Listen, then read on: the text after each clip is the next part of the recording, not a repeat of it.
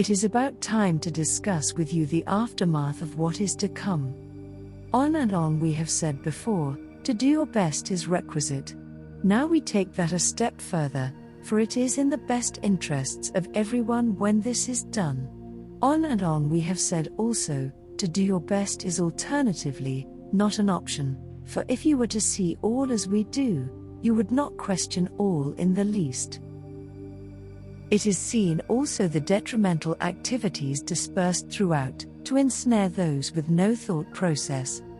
To deter their behavior from acting so promiscuously during the later stages of life going so berserk, it is here we would like to stop for a moment, to include those so thought out in their escape, they have not finished as of yet with the final process of their adventure.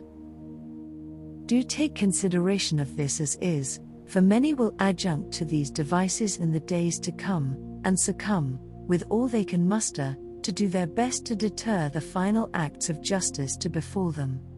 Do not honor them when they fall. Do not do this.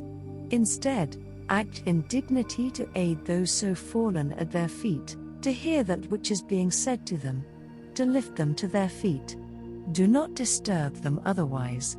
It is of no relevance to do so, and we say this compassionately as many need to do much work which will heal them from the episode about to encroach upon their lives. It is here you must dwell in this process alone, as it does no good to succumb to a kindness born of disease which will fester forever until looked at for once and for all. As we move through this time period you will see many things upsetting in nature. This is to be expected. Note too, however, these people chose their fate. It is that simple. To do otherwise is to interfere with their destiny and leave them alone, unharmed and unscathed by their own experience. To do this is censured at this time, to see for once and for all, the direction finally chosen of them. At this time also, inflicted in the ages of time itself are those notions of grandeur subjected upon those with no heart at the core, and we say this surreptitiously, for none will venture forth in these days, with consequences to their actions biting around their neck. Often it is seen such things as we move ahead.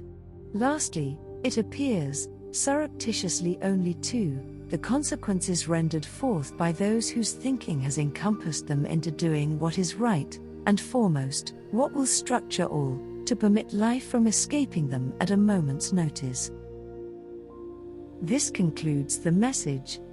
However, one sentence in the early part of the message puzzled me, adjunct being used as a verb, and adjunct to what? And what about the devices? What devices? I asked for clarification.